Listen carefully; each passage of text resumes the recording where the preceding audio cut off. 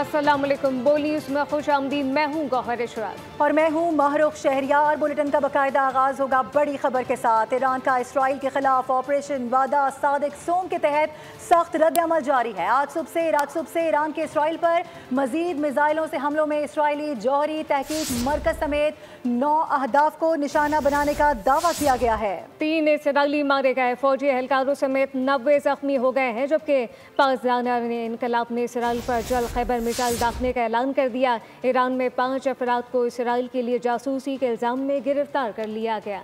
Iran का Israel पर हमला। ईरानी फजाइया ने मकबूजा इलाकों में बैलिस्टिक मिसाइल्स और ड्रोन से हमले किए। इसराइली वजारत दिफा की इमारत को भी निशाना बनाया गया। एक मिसाइल तेल अवीव के ऐन वस्त में हदफ पर आकर गिरा। पासदारान इनकलाब का कहना है कि ईरानी फौज इसराइल में इन अहदाफ को निशाना बना रही है, जहाँ से ईरान पर जारियत की जा रही है। मिसाइल हमलों में 150 इसराइली अहदाफ को निशाना बनाया गया। ईरान की जानिब से कई मिसाइल दागे गए, जिनमें से बास को इसराइली दिफाई निज़ाम ने फिजा में ही तबाह कर दिया। 1 घंटे के 3 वक्फों से ईरान ने 200 से ज्यादा मिसाइल दाग कर इंतकामी कार्रवाई का आगाज किया।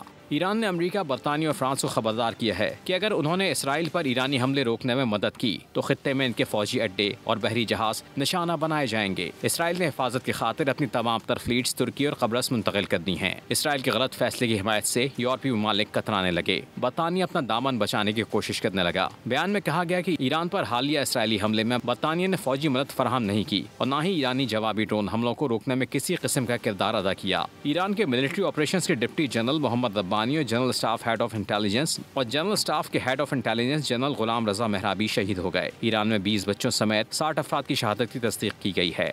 हमले रुके नहीं हैं। इसराइल के ईरान पर हमले अभी भी जारी हैं। आज मगरबी ईरान के 3 मकामात को निशाना बनाया गया है। इसराइली फौजी हुक्काम ने दावा किया है कि इस वक्त भी ईरान में कार्रवाइयाँ कर रहे हैं। तेहरान पर ताज़ा हमला किया है, जिसके बाद तमाम इसराइली तैयारे और अमला बहिफाजत वापस अपने अड्डों पर पहुँच चुका है। ईरान की दोनों एटमी तनसीबात अस्फहान और नतन्स को शदीद नुकसान पहुँचा है। उन्होंने ये भी दावा किया है कि ईरान के 9 सीनियर न्यूक्लियर सियासतदान, साइंसदान मारे गए हैं। इन दोनों तनसीबात की मरम्मत में चंद हफ्तों से कई ज़्यादा वक्त दरकार हो सकता है। इसराइली फ़ौज ने कहा है कि हमने ईरान में 150 से ज़ायद अहदाफ पर सैकड़ों बम बरसाए हैं। तेहरान की जानिब फ़िज़ाई रास्ता खुला हुआ है। ईरानी फिजाई दिफा ने इसराइली तैयारा मार गिराया है। मलबे की फुटेज सामने आ गई। सुबह कज़वीन में इसराइली तैयारे के मलबे के गिर्द लोगों का हुजूम देखा जा सकता है। ईरान के सरकारी टीवी के जारी करदा मनाजिर में इसराइली तैयारे की तबाही देखी जा सकती है। अभी आपको बताएं कि ईरान के सुप्रीम लीडर ने वाजे किया है कि शहदा का खून रायगा नहीं जाने देंगे।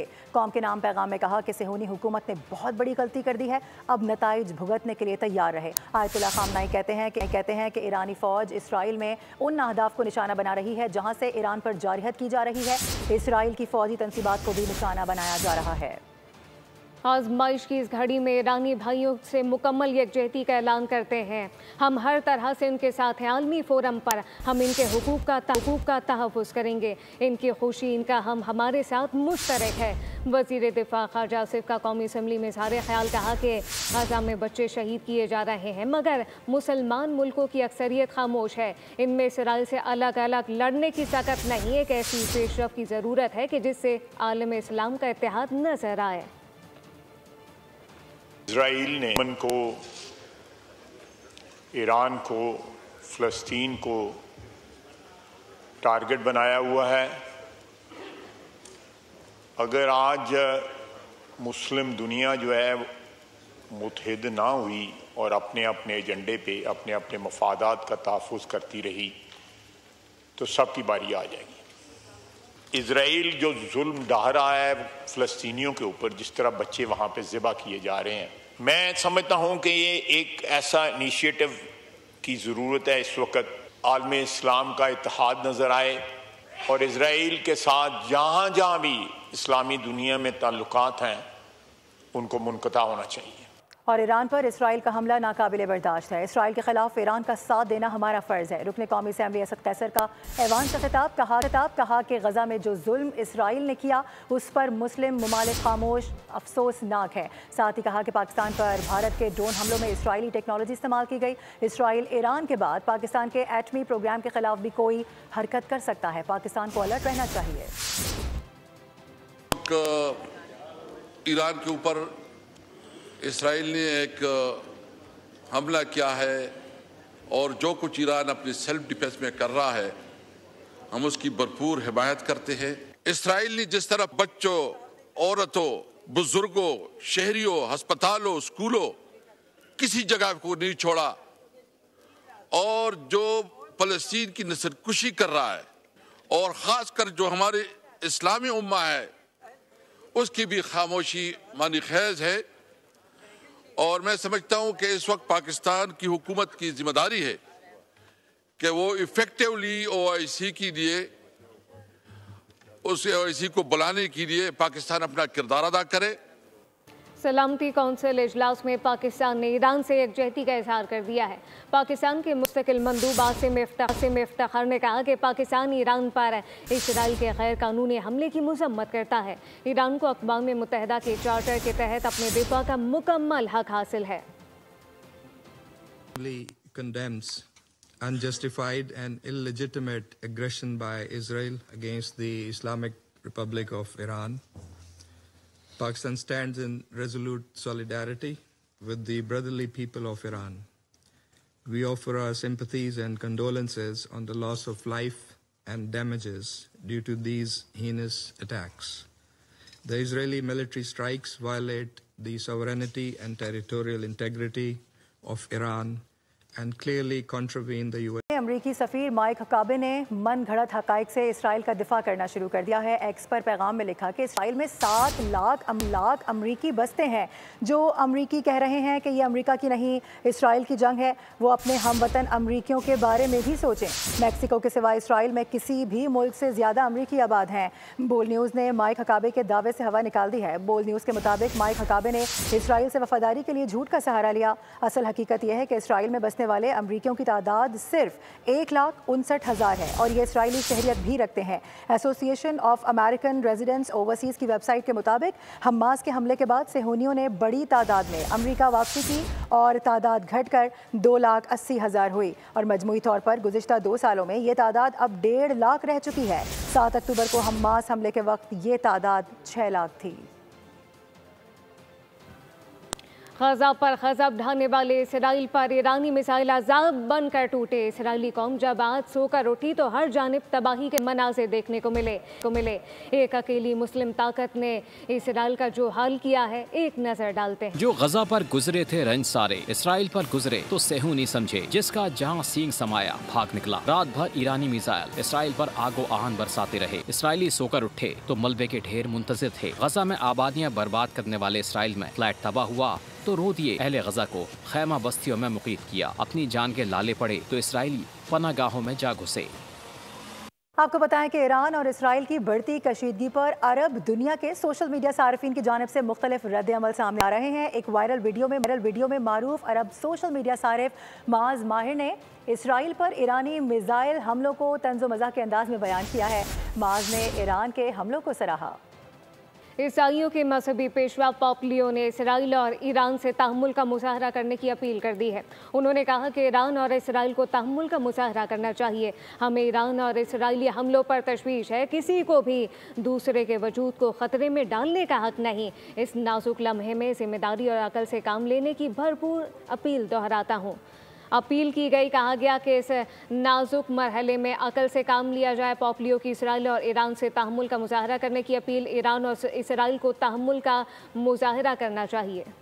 आपको बताएं कि सिंध हुकूमत ने माली साल 2025-26 का बजट पेश कर दिया है। वज़ीर आला सिंध मुराद अली शाह कहते हैं कि सूबाई बजट में सेहत, तालीम, ज़राअत और तवानाई समेत अहम शोबों के लिए बजट में नुमाया इजाफा किया गया है। सेहत के बजट में 11%, तवानाई में 16.5% और ज़राअत के बजट में 16 अरब रुपए का इजाफा किया गया। मुकामी हुकूमतों को 132 अरब रुपए का तरक्याती बजट दिया जाएगा।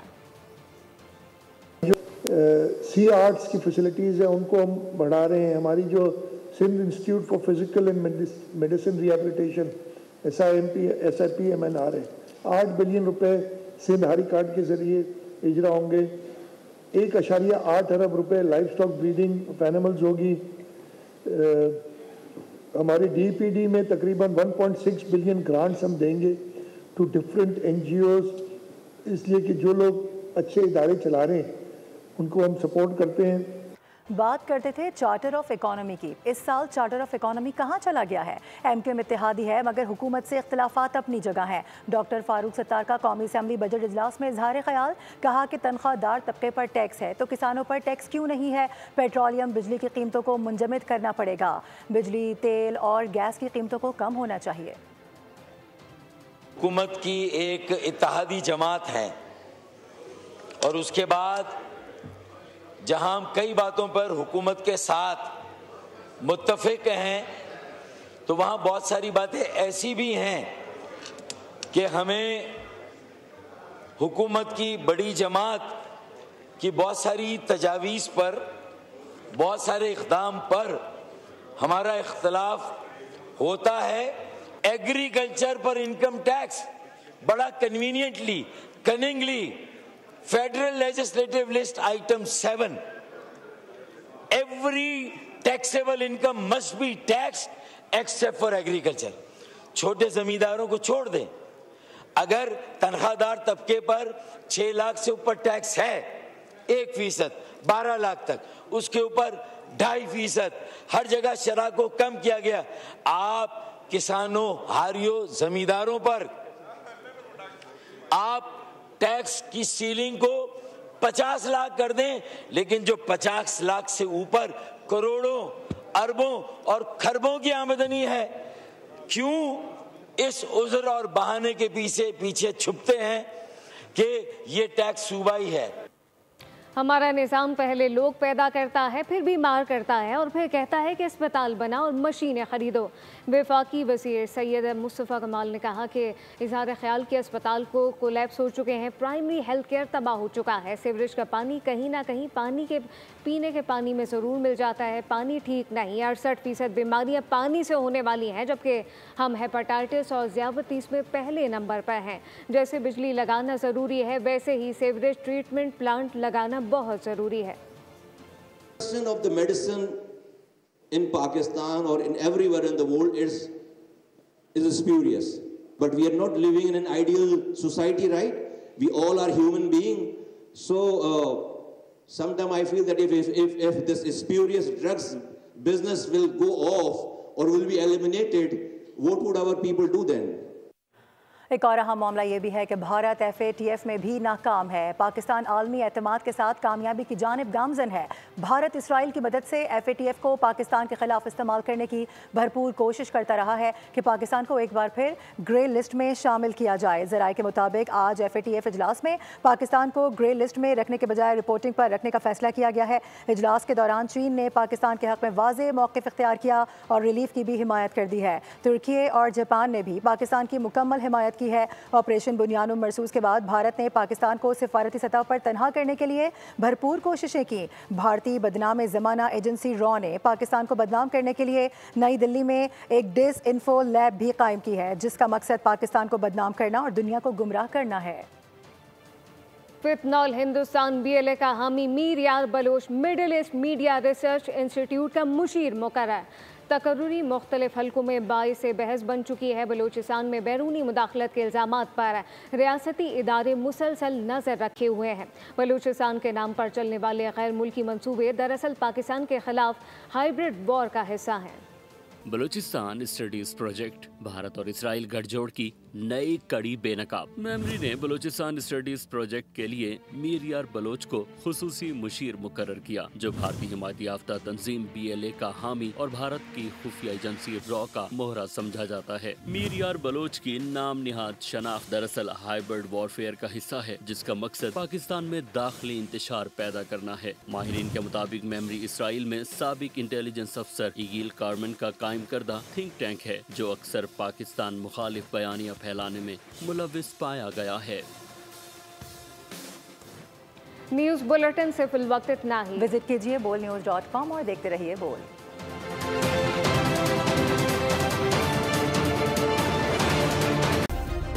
सब्सक्राइब करें और बेल दबाएं ताकि कोई खबर रह न जाए।